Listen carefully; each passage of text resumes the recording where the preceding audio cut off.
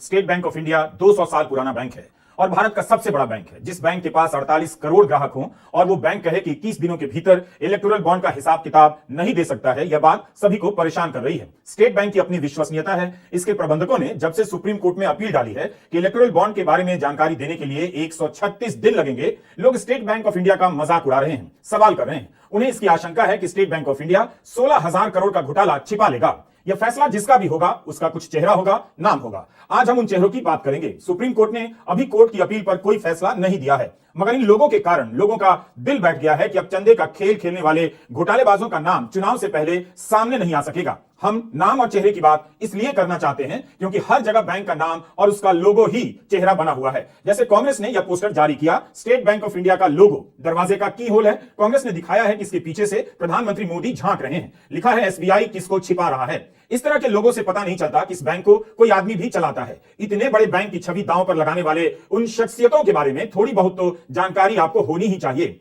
नोटबंदी के समय तो किसी बैंक ने नहीं कहा कि हम नहीं कर पाएंगे, हमें 4 महीने का समय चाहिए। बस सबको जुटना पड़ ही गया और किया भी गया।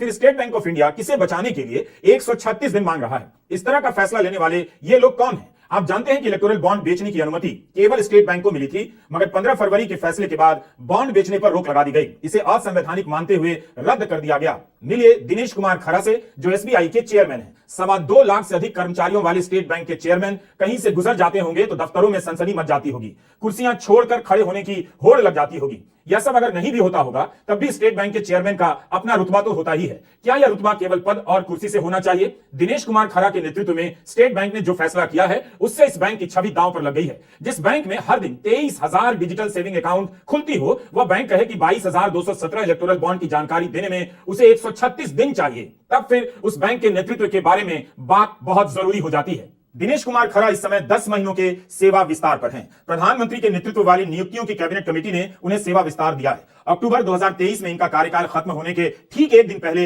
इन्हें 10 महीने का सेवा विस्तार मिला था। अगस्त 2024 तक चेयरमैन के पद पर रहेंगे। सेवा विस्तार मिलने के पीछे एक कारण यही होगा कि इनसे योग्य कोई दूसरा व्यक्ति नहीं मिला और ना 10 महीने तक मिलने की उम्मीद होगी।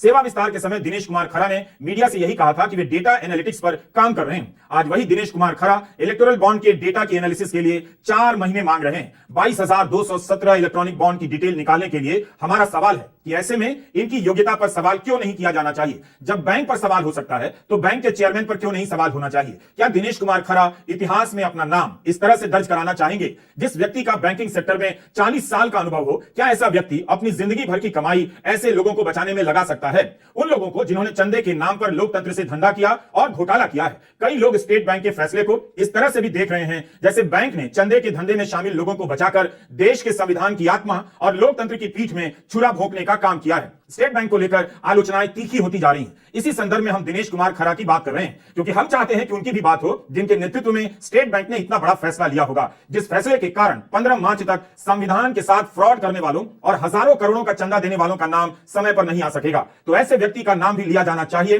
फैसला स्टेट बैंक के लोगो या साइन बोर्ड ने नहीं लिया है। फैसला लेने वाले महान विभूतियों के बारे में आपको जानना ही चाहिए। दिनेश कुमार खरा अक्टूबर 2020 में स्टेट बैंक के चेयरमैन बनाए गए। दिल्ली विश्वविद्यालय से कॉमर्स और एमबीए की पढ़ाई की है। 1984 में स्टेट बैंक ऑफ इंडिया से जुड़े। एसबीआई और उसके 5 एसोसिएट बैंकों और भारतीय महिला बैंक का जब विलय हुआ उसमें इनकी अहम भूमिका थी। एक समय पर दिनेश कुमार खरा एसबीआई के रिस्क, आईटी और कंप्लायंस के इंचार्ज भी रहे हैं, यानी इनका आईटी के क्षेत्र में अच्छा खासा अनुभव भी है। फाइनेंशियल एक्सप्रेस ने रिपोर्ट किया है कि वित्त वर्ष 2022-23 में इनकी सैलरी पिछले वर्ष के मुकाबले 7.5% बढ़ा दी गई।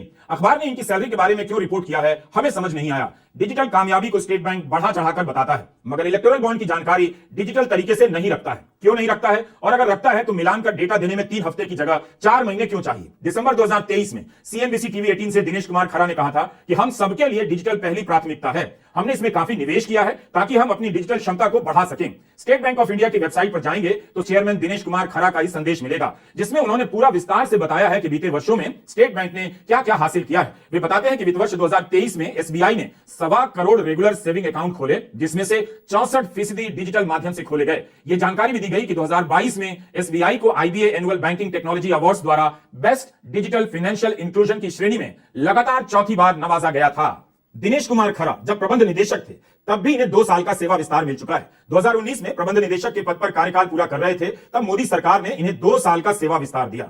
2020 अक्टूबर में चेयरमैन बनाए गए। इस समय 10 महीने के सेवा विस्तार पर हैं।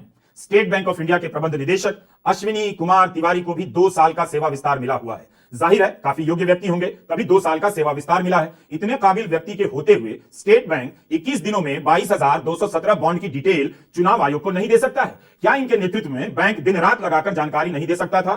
क्या यह बात उनके बैंक के कर्मचारी नहीं जानते हैं कि जब टारगेट पूरा करना होता है तो बैंकों की हजारों शाखाओं में लाखों कर्मचारी कैसे दिन रात काम करते हैं, ब्रांच में देर रात तक टिके रहते हैं और टारगेट पूरा करने का तनाव झेलते हैं? तब स्टेट बैंक ने यह चैलेंज क्यों नहीं लिया और सुप्रीम कोर्ट के आदेश का पालन करके क्यों नहीं देश को दिखा दिया? आप हैं अश्विनी कुमार तिवारी, एसबीआई के प्रबंध निदेशक। इसी जनवरी 2024 में आपका कार्यकाल खत्म होने वाला था, लेकिन 2 साल का सेवा विस्तार मिल गया। अश्विनी कुमार तिवारी के 2 साल तक सेवा विस्तार मिलने से कितने लोगों का प्रबंध निदेशक बनने का चांस हमेशा हमेशा के लिए समाप्त हो गया होगा। इन्हें नियुक्तियों की कैबिनेट कमेटी ने सेवा विस्तार दिया है, यानी हाई लेवल का मामला है। प्रधानमंत्री और गृहमंत्री कैबिनेट कमेटी में होते हैं। कायदे से सुप्रीम कोर्ट के आदेशों को लागू नहीं कर पाने के कारण सेवा विस्तार पर चल रहे इन अफसरों को तुरंत पद से हटा देना चाहिए। दूसरे अफसरों को नेतृत्व संभालने का मौका मिलना चाहिए। सेवा विस्तार को सरकार की कृपा की नजर से भी देखा जाता है। Do you get my point? Ashwini Kumar Tiwari के अलावा एक और प्रबंध निदेशक हैं, उन्हें भी 2 साल का सेवा विस्तार मिला है। यह है सीएस शेट्टी। जनवरी 2023 में इन्हें 2 साल का सेवा विस्तार मिला, तब से प्रबंध निदेशक हैं। यानी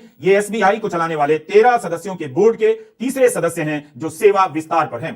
13 सदस्यों के बोर्ड में एक ही महिला प्रबंध निदेशक हैं, स्वाति गुप्ता। स्वाति गुप्ता पूर्णकालिक निदेशक हैं। इनके बारे में बैंक ने यही लिखा है कि ये 2012 से 17 तक दिल्ली नगर निगम की पार्षद रही हैं और जोनल चेयरमैन रही हैं। उसके बाद 2017 से 22 तक नगर निगम की शिक्षा समिति की मनोनीत सदस्य रही हैं। बैंक ने इन्हें सामाजिक कार्यकर्ता और शिक्षाविद लिखा है। एमसीडी की पार्षद रही हैं तो किसी पार्टी से रही हो सकती हैं, इसका हमें ठीक पता नहीं चल सका। और यह भी नहीं कि बैंक ने इनकी जानकारी में इनकी राजनीतिक पृष्ठभूमि के बारे में क्यों नहीं लिखा है। स्टेट बैंक की पूर्णकालिक निदेशक स्वाति गुप्ता और दिलशाद गार्डन की पार्षद रही स्वाति गुप्ता की तस्वीर में बहुत ज्यादा फर्क नजर नहीं आता है, मगर फिर भी हम अपनी तरफ से इस वक्त कुछ नहीं कहना चाहते कि वे बीजेपी से ही जुड़ी रही हैं। जबकि सोशल मीडिया पर दिलशाद गार्डन की पार्षद रही एक स्वाति गुप्ता की जो जानकारी मिलती है उससे यही पता चलता है कि उनकी गतिविधियां भारतीय जनता पार्टी की तरफ की रही हैं। जैसे ये फोटो 2013 का है जिसमें स्वाति गुप्ता बीजेपी नेता विजय गोयल को माला पहना रही हैं और यहां स्वाति गुप्ता के हाथ में केजरीवाल शर्म करो का पोस्टर है।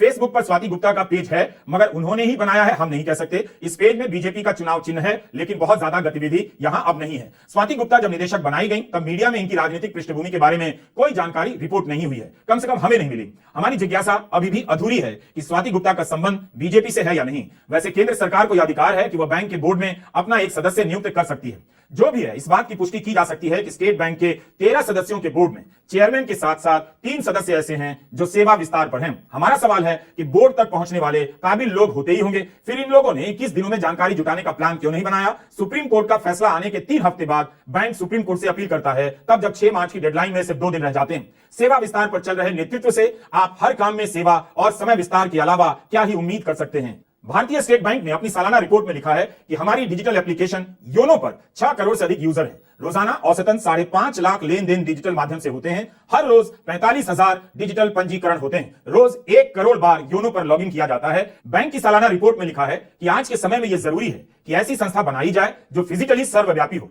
फिजिकल और डिजिटल के विलय से यह शब्द बना है। अगर फिजिकली सर्वव्यापी ही बनना था, फिर क्यों नहीं बैंक ने फिजिकल बॉन्ड की डिजिटल कॉपी रखी? पहला सवाल हमारा यह है कि इस देश का सबसे बड़ा सरकारी बैंक, पूरी तरह से कंप्यूटराइज बैंक एसबीआई को 22,217 इलेक्टोरल बॉन्ड देने के लिए 5 महीने का समय क्यों चाहिए? ये तो एक क्लिक ऑफ अ बटन पर होना चाहिए।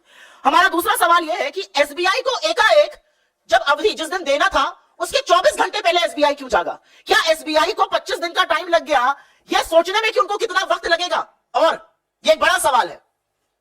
एक और सवाल है, उसका मैंने उल्लेख भी किया कि 48 करोड़ अकाउंट, 66,000 करीब एटीएम, 23,000 करीब ब्रांचेस होने वाले एसबीआई को 22,000 महज अकाउंट के लिए 5 महीने चाहिए। यह कितना हास्यास्पद है।